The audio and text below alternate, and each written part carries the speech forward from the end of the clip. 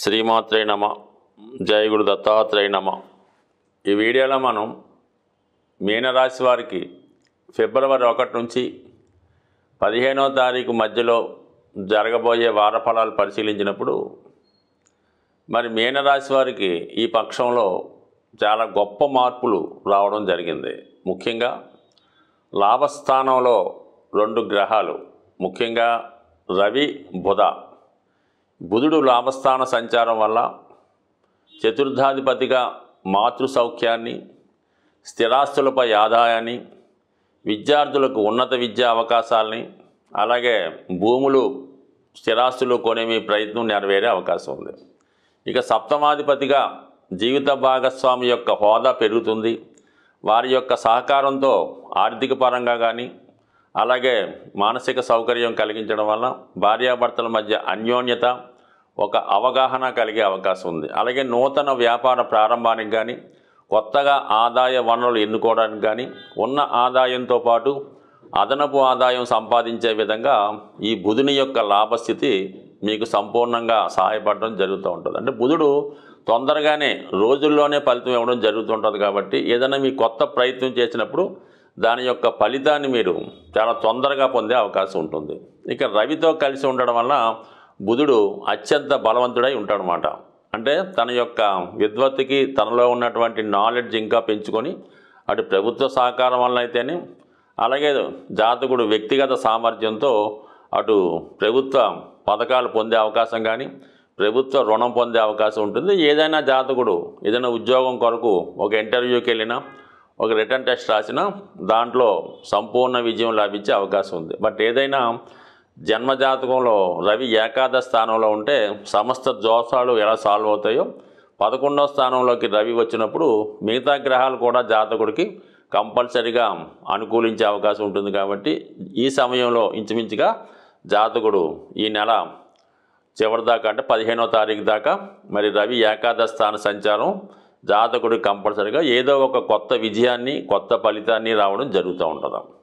ఇక వ్యయస్థానంలో శని యొక్క సంచారాన్ని పక్కన పెడితే రాశియందు సంచరిస్తున్నటువంటి శుక్రుడు ఉచ్చస్థితిలో ఉండడం వల్ల, రాహుతో కలిసి ఉండడం వల్ల జాతకుడు కొత్త పరిచయాలు పెంచుకునే అవకాశం ఉంది. విలాసవంతమైనటువంటి హోటల్లో స్టే చేయడం కానీ, పెద్ద పెద్ద ఫంక్షన్స్, పార్టీలు వాటిలో పాల్గొనడం, అలాగే విదేశ మిత్రులను కలుసుకోవడం, పెద్దగా తన మనసులో ఉన్నటువంటి కోరికల్ని, ఎంజాయ్ని తీర్చుకునే ప్రయత్నం జరుగుతూ ఉంటుంది. అలాగే ఏదన్నా మరి కొన్ని అనుకోని చికాకుల్లోనో, ఆర్థికపరమైన ఇబ్బందుల్లోనో, ఏదో ఒక స్కామ్లోనో ఇరుక్కునే అవకాశం ఉంటుంది. కాబట్టి సాధ్యమైనంత వరకు జాతకుడు పరిచయం లేని వాళ్ళతో పరిచయం పెంచుకోవడం కానీ, లేదంటే ఏదన్నా వెళ్ళకోని చోటకు వెళ్ళడం కానీ, ఎవరైనా ఆహ్వానించినప్పుడు అక్కడికి వెళ్ళడం వల్ల కానీ, ఏదన్నా ఒక ఈ వీడియో కాల్స్ లాంటివి మాట్లాడటం వల్ల కానీ, పరిచయం లేని వారితో ఊరిక డిస్కషన్ చేసుకోవడం వల్ల కంపల్సరీగా మరి ముఖ్యంగా మగవారైతే ఈ స్త్రీల యొక్క బలహీనతకి లొంగి ఏదో ఒక స్కామ్లో ఇరుక్కొని ఒక విధమైనటువంటి బ్లాక్మెయిల్కి కూడా గురే అవకాశం ఉంది. అంటే ఏదైనా ఒక హానీ ట్రాప్లో ఇరుక్కునే సూచనలు ఉన్నాయి. కాబట్టి ఎటువంటి ప్రలోభాలు పడవద్దు. అలాగే కొన్ని మెసేజ్లు మీకు కోట్లు వచ్చాయి, లక్షలు వచ్చాయి, అటువంటి వాటికి భ్రమపడొద్దు. అలాగే యూట్యూబ్లో వారు పెడుతున్నటువంటి ఈ కోట్లు, లక్షలు, స్త్రీలు, అమ్మాయిలు వ్యామోహంలో కూడా పడకుండా వాస్తవాన్ని తెలుసుకొని నిజాయితీగా ఉండడం వల్ల చాలా వరకు సౌకర్యాలు అయితే మాత్రం కంపల్సరీగా వస్తాయి. ఏదో ఒక కొత్త అనుభవం ఈ పక్షంలో మీరు తప్పకుండా చూస్తారు. ముఖ్యంగా ఏంటంటే గురువు కొంతకాలంగా వక్రగమనంలో ఉంటూ రుజుమార్గంలో మారడం వల్ల అటు ఉద్యోగంలో ప్రమోషన్ వస్తుంది, ఇంప్రూవ్మెంట్ వస్తుంది, కొత్త ఉద్యోగ ప్రయత్నాలు కూడా ఫలిస్తాయి. అలాగే కొంతవరకు రాహు ఈ గురువు వక్రించున్నప్పుడు అంటే కొన్ని బలహీనతలకి జాతకుడు లోనై ఉండడం జరిగింది.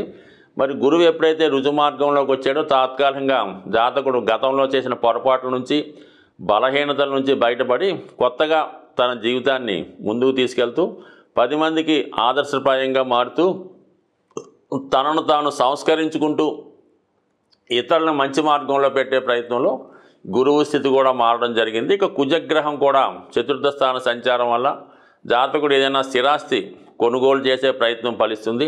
అలాగే స్థిరాస్తుల మీద ఉన్నటువంటి లావాదేవీలు ఇబ్బందులు ఉంటే చాలా వరకు పరిష్కారం అవుతాయి.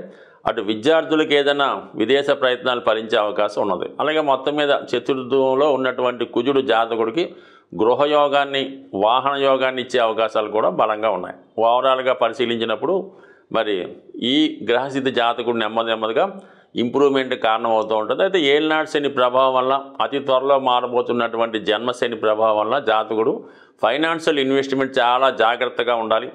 ఎటువంటి ఈజీ మనీకి ఈజీగా ధనం సంపాదించే ప్రయత్నం చేయొచ్చని ఏదో ఒక స్కీమ్లో పాల్గొంటే మాత్రం టోటల్గా నష్టపోయే అవకాశం ఉంటుంది. కాబట్టి ఆర్థిక విషయాల్లో చాలా జాగ్రత్తగా వ్యవహరించండి. మీ స్థాయి ఎంత ఉంటే ఆ స్థాయి వరకే మీ యొక్క పరుగు ఉండాలి తప్ప అంతకు మించి ఉంటే అది బోర్లా పడే అవకాశం ఉంది. సాధారణంగా జాతకంలో గ్రహాలు పెడుతున్నటువంటి ఇబ్బందుల నుంచి బయటపడాలంటే సూర్య భగవానుణ్ణి ఆరాధించవలసి ఉంటుంది. అంటే ప్రతినిత్యం సూర్య నమస్కారం చేసుకోవడం, అలాగే ఆదిత్య హృదయం లాంటివి చదువుకోవడం కామన్గా చేస్తున్నప్పుడు కూడా చాలామందికి ఇవి కుదరనప్పుడు సూర్యునికి సంబంధించినటువంటి అత్యంత విశేషమైనటువంటి రోజు రథసప్తమి.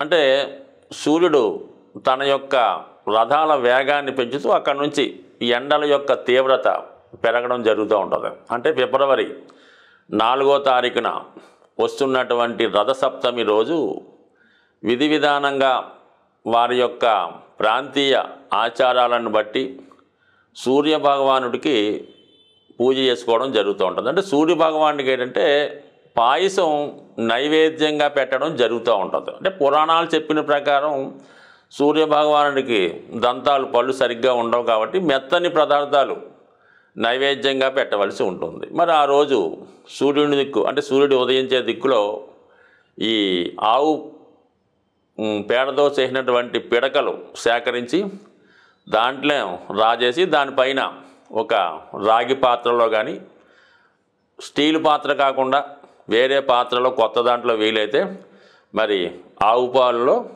మరి కొత్త బియ్యం పోసి పాయసం అక్కడ తయారు చేసి ఆ పాయసాన్ని మనకి సూర్యభగవానుడికి నైవేద్యంగా పెట్టడం. దాని తర్వాత అదే సీజన్లో ఉన్నటువంటి కొంతమంది ఈ చిక్కుడుకాయలు అలాగే రేగుపళ్ళుతో రథం అది తయారు చేస్తుంటారు. కానీ అది వాళ్ళ యొక్క దీన్ని బట్టి చేసుకోవచ్చు. ఏదైనా పాయసం నైవేద్యంగా పెట్టడం వల్ల ఒకటేంటంటే దీర్ఘకాలంగా ఉన్నటువంటి అనారోగ్య సమస్యలతో బాధపడుతున్నవారు, దీర్ఘకాలంగా అనారోగ్య సమస్యలతో బాధపడుతున్నవారు, ఆర్థిక సమస్యలతో బాధపడుతున్నారు, వివాహం వాయిదా పడుతున్న వాళ్ళు ఖచ్చితంగా ఆ రోజు ఈ సూర్యభగవాన్ని పూజ చేసి ఇంచుమించుగా ఆ రోజంతా కూడా చాలా నియమంగా ఉంటూ వీలైతే ఆ సూర్య ప్రసాదాన్ని నైవేద్యంగా ఆ రోజు గడపడం వల్ల, అలాగే సూర్యాష్టకం, ఆదిత్య హృదయం చదువుకోవడం వల్ల చాలా వరకు సూర్యభగవాను యొక్క అనుగ్రహానికి పాత్రలు అవుతారు. అంటే సూర్యభగవాను యొక్క అనుగ్రహం ఉంటే 100% జాతకుడు ఎటువంటి సమస్య అన్నా బయటపడతాడు. కేవలం మీ యొక్క రుణాలు తీరాలంటే ధనం ఇచ్చే ఏకైక గ్రహం సూర్యభగవానుడు. ఆ సూర్యభగవాన్ని మీరు ప్రసన్నం చేసుకోండి. ఎందుకంటే మరి సూర్యుడు తన యొక్క ఈ మకర రాశి నుంచి స్టార్ట్ అయిన ఈ ప్రయాణం మేషరాశిలో ఉచ్చస్థితి, అక్కడి నుంచి ఈ కత్తులు ఇవన్నీ ఎండలు పెరగడం ఇవన్నీ ఉన్నాయి. కాబట్టి ఏదైనా జీవితాన్ని అభివృద్ధి పరుచుకొని మంచి మార్గంలో వెళదాం అనుకున్న వాళ్ళకి, అటు ఐశ్వర్యం ఆరోగ్యం పొందాం అనుకున్న వారికి ఈ యొక్క రథసప్తమి విశేషమైనటువంటి పుణ్యదినంగా మరి అందరూ కూడా చేసుకోవడం వల్ల ఖచ్చితంగా మీకు సూర్యభగవాని అనుగ్రహంతో అష్టైశ్వర్యాలు ఆరోగ్యం కలగాలని కోరుతూ, చాలా వరకు మనకి గ్రహస్థితి బాగుంది, అన్ని సౌకర్యాలు ఉన్నాయి, అయినా దీర్ఘకాలంగా సమస్యలు ఎదురవుతూ ఉంటాయి. ముఖ్యంగా ఏంటంటే ఆ కుటుంబంలో ఉన్నటువంటి పిల్లలు వివాహాలు వాయిదా పడడం, ముఖ్యంగా భార్యాభర్తల్లో భార్యకి హెల్త్ ప్రాబ్లమ్సు, భర్తకి యజమానికి ఏదైనా బలహీనతలు, అంటే ఏదైనా పేకాట, తాగుడు, వ్యసనం, జోదం లాంటివి ఉండడం జరుగుతూ ఉంటాయి. ఇవి సాధారణంగా ఈ గృహాలు సరిగ్గా వాస్తు లేకపోవడం వల్ల, ఇటువంటి సమస్యలు ఎదురవడం జరుగుతూ ఉంటుంది. అంటే ఒక కుటుంబంలో భార్యాభర్తల మధ్య, తండ్రికి కొడుకులకి మధ్య విభేదాలకి వాస్తు కారణం అవుతూ ఉంటుంది. ఇది ఇల్లు మనం కట్టుకున్న తర్వాత 7 సంవత్సరాల తర్వాత దీని ప్రభావం చాలా వరకు ఎక్కువగా ఉంటుంది. ఈ వాయువ్య దోషం ఉండి ఎక్కువగా ఆర్థిక పరంగా ఎంత ధనం ఉన్నా కూడా అప్పులు తీర్చలేకపోతూ ఉంటారు. వాయువు దోషం ఉన్నప్పుడు ఏమవుతుందంటే ప్రేమ వివాహాలు, పెళ్ళిళ్ళు వాయిదా పడడం జరుగుతూ ఉంటుంది. దానికి నైరుతి కూడా వాస్తు దోషం ఉన్నప్పుడు ప్రభుత్వ అధికారుల నుంచి income tax rights, ED rights జరుగుతూ ఉంటాయన్నమాట. అలాగే సడన్గా ప్రమాదాలు, వాహన ప్రమాదాలు కూడా జరుగుతూ ఉంటాయి. సో అందువల్ల ఏంటంటే చాలా కాలంగా దీర్ఘకాలికంగా సమస్యలతో ఇబ్బంది పడుతున్నవారు, మరి గోచారంతో పాటు మీరు గృహ వాస్తును కూడా సరి చేసుకోవడం వల్ల ఏమవుతుందంటే చాలా వరకు చిన్న చిన్న సరిదిద్దులు కూడా ఉంటాయి. అవి సరి చేసుకోవడం వల్ల చాలా వరకు సమస్యలు సాల్వ్ అయ్యే అవకాశం ఉంటుంది. కాబట్టి జీవితంలో ఎవరైతే బాగుపడాలి, మనం స్థిరపడాలి, కుటుంబం అంతా బాగుండాలనుకున్న వాళ్ళు ఒక్కసారి మీ యొక్క వాస్తును కూడా మీరు గమనించి, ఎందుకంటే ప్రతి ఒక్కరికి కూడా కొంత నాలెడ్జ్ ఉంటుంది కాబట్టి దాన్ని గమనించి మరి అనుభవజ్ఞమైనటువంటి వాస్తు సిద్ధాంతుల్ని సంప్రదిస్తే కంపల్సరిగా మీ యొక్క దీర్ఘకాలిక సమస్యలు పరిష్కారం అయ్యే అవకాశం ఉంది. స్వస్తి.